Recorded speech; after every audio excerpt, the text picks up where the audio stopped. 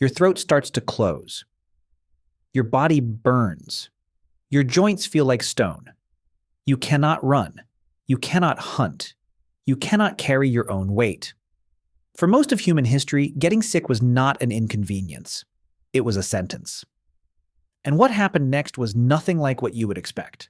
For roughly 300,000 years, your ancestors faced illness without hospitals, without antibiotics, without a single pharmaceutical compound.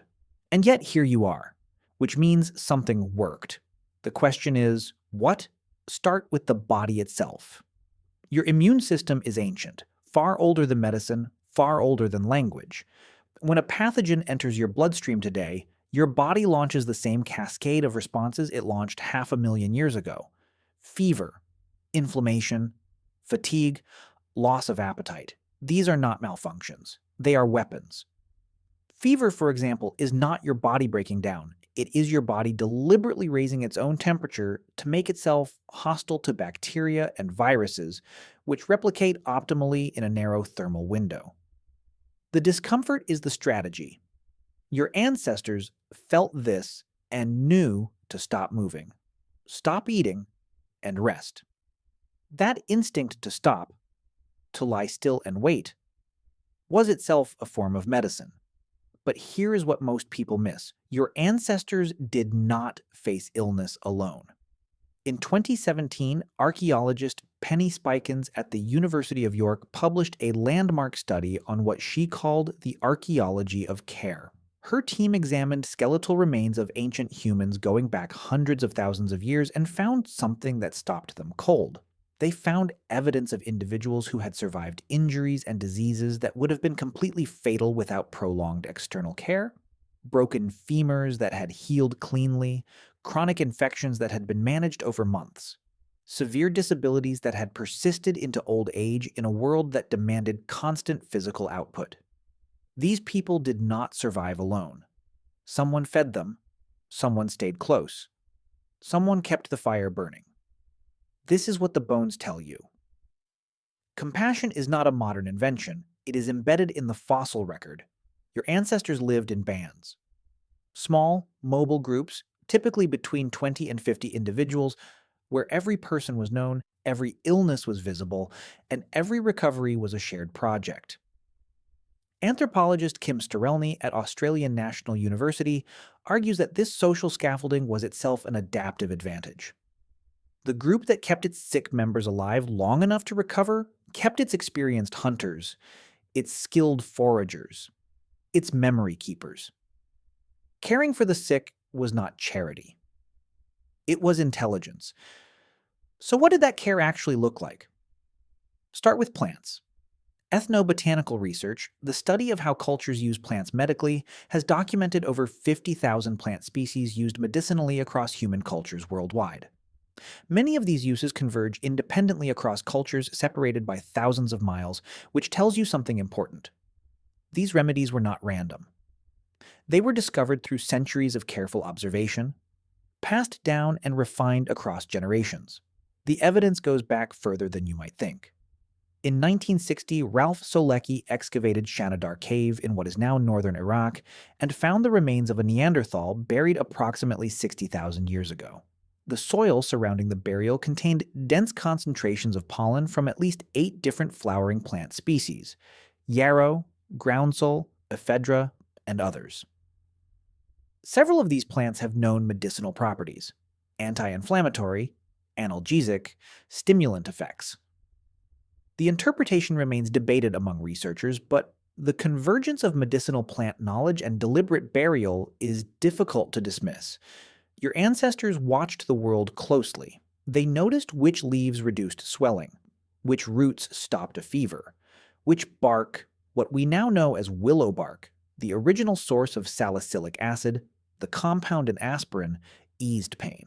They were not guessing. They were accumulating empirical knowledge over thousands of years of trial, error, and observation.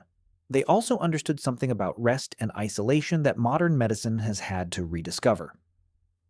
When a member of the group became severely ill, the instinct in many hunter-gatherer societies was to create a boundary, not abandonment, but separation.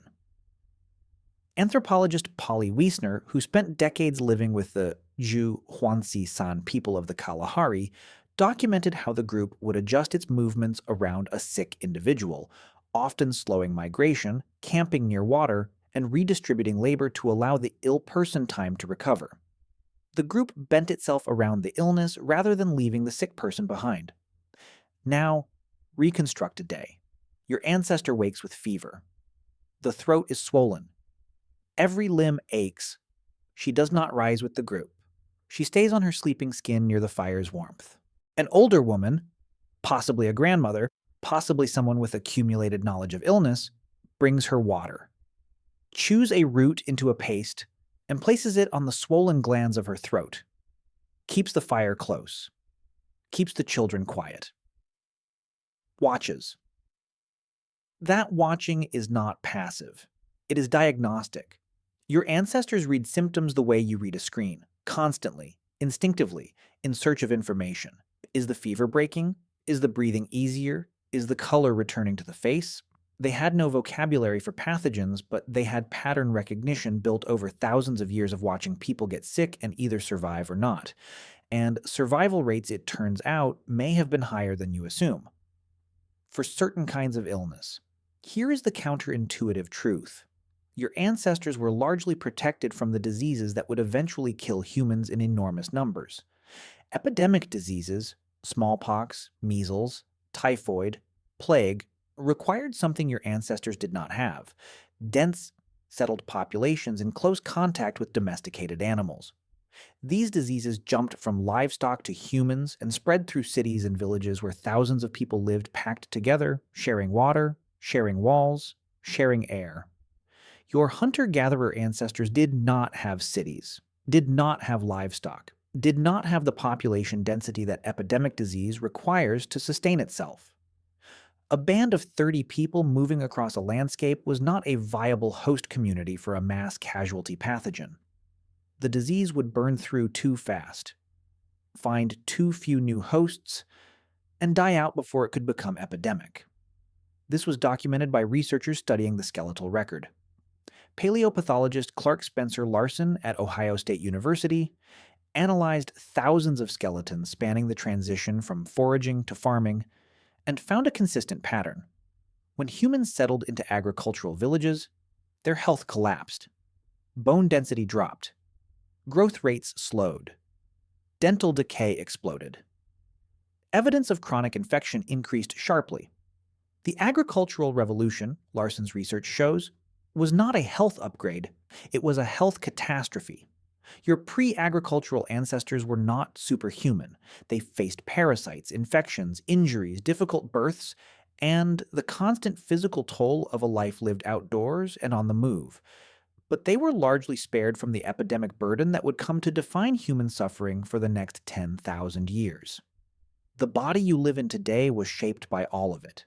The infections your ancestors survived, the plants they used to fight back, the care networks that held them when they could not hold themselves. Your immune system carries the memory of every pathogen your lineage ever encountered and outlasted. The inflammatory responses that feel like punishment are the accumulated strategies of survivors going back further than language, further than fire, further than anything you can name. So the next time your body starts to burn, your throat closes, your joints go to stone, and you want nothing but to stop and be still. Listen to it. That instinct to rest, to be near warmth, to let someone bring you water and stay close is not weakness. It is the oldest medicine in the world.